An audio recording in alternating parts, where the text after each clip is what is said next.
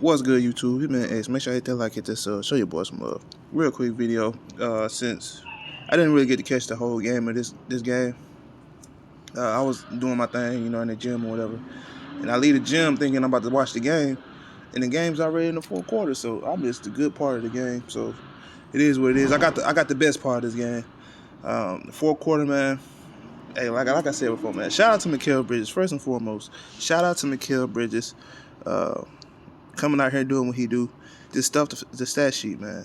22 points, 5 rebounds, 4 assists, 3 steals, and 3 blocks.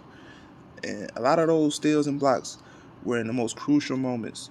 And I feel like this was a good test, even though it was the Cleveland Cavaliers, not a playoff team, but at the same time, a pressure moment. It's still an NBA team, and it was a great test to see how the Phoenix Suns will be able to handle those moments.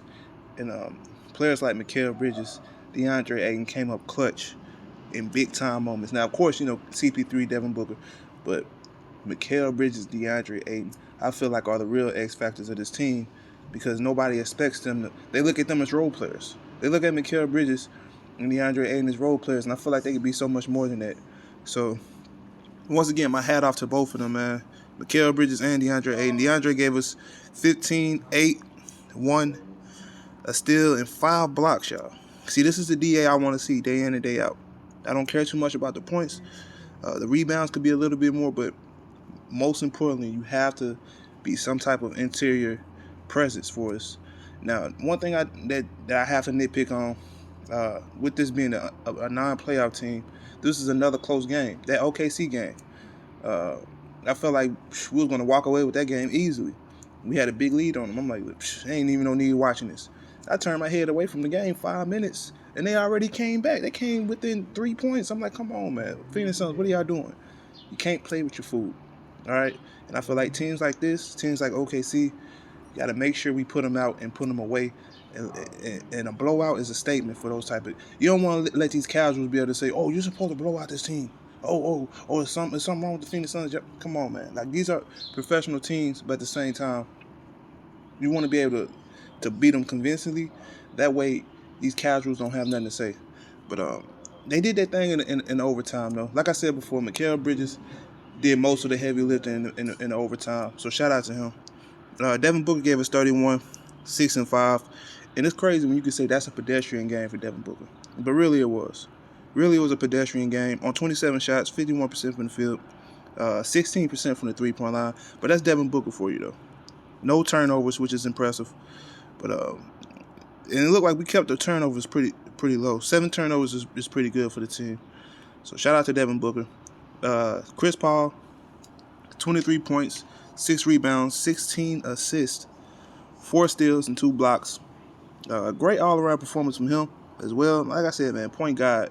And I could tell he's looking at what Russell Westbrook's doing. He's trying to get them 20 and 20 games, trying to get them 20-20 triple-doubles like my boy Russell Westbrook. Y'all gonna stop hating on my boy Russell Westbrook. He out here making NBA history, right? Let's make sure we let that be known. Russell Westbrook out here making NBA history, So, hey, let's call it a spade.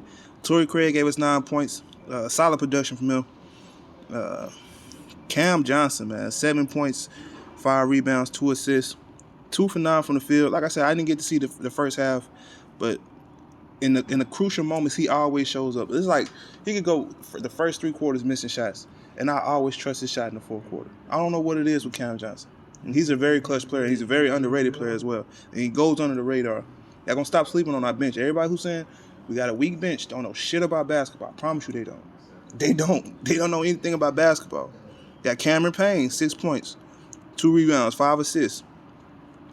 Great job from him.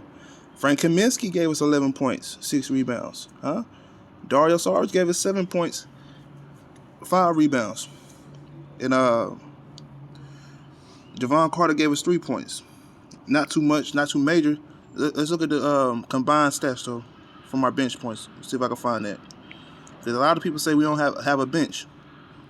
I guess I'm going to have to do it. I'm going to have to do it off the head. So that's what, 13, 24, 31, 34 points off the bench out of 134. So not too bad compared to Cleveland, who scored 19 points off the bench, right? Their starters did most of their heavy lifting. So you got Isaac Okoro with 32 points. And he the one who was really killing us, man, especially in that fourth quarter, man. I didn't think Isaac Okoro was gonna let up off of us until he caught that cramp. Once he caught that cramp, I'm like, yes, we got a chance. Hopefully he's okay. But we got a chance, man. We shouldn't be letting these dudes stick around. But this is a very tough team, man. Isaac Okoro is going to be a problem in this league. But we don't need him to be a problem against us, you know. Colin Sexton also chipped in with 29 points, 7 and 7. Jared Allen chipped in with 17 points. And Kevin Love, the drama queen, gave him 7 points, 11 rebounds, 4 assists. So all around, great performance for the Phoenix Suns.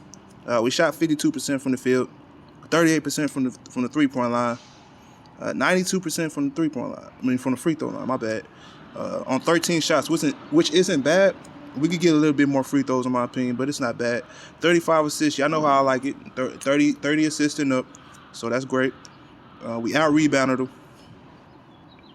Got 10 steals, 11 blocks. That's crazy, man. Like I said, great defensive game from the Phoenix Suns.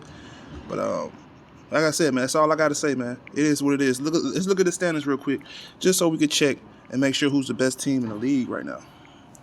Damn, that's crazy. Am I seeing things? Is the Phoenix Suns not the best team in the league? Huh? Somebody tell me. Somebody tell me is the Phoenix Suns the best team in the league? Right?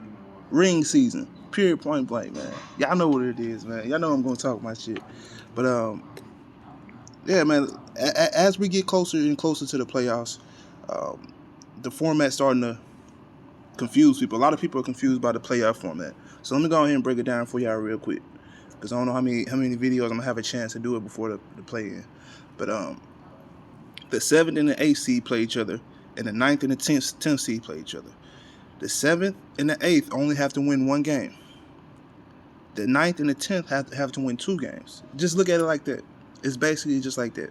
So Memphis has to beat San Antonio and or Golden State or Portland, right? Portland or Golden State only has to win one game. So if they lose, let's say Portland loses to Golden State, then they have to beat Memphis and San Antonio. Whoever wins out of those games. So it's just like that. It's just easy. It's simple. It's simple and plain. The 9th and the 10th is win or go home. And then after that, it's win or go home for both teams, whoever's left. And in the first, the 7th and the 8th, whoever wins that game gets the 7th. In the 8th versus whoever loses that game plays the 9th and the 10th, and whoever wins that game gets the 8th seed. So it's simple, but it's kind of complex. But that's all I got though. Hitman next. Hit that comment section. Let me know how you feel about this one. I'm out of here.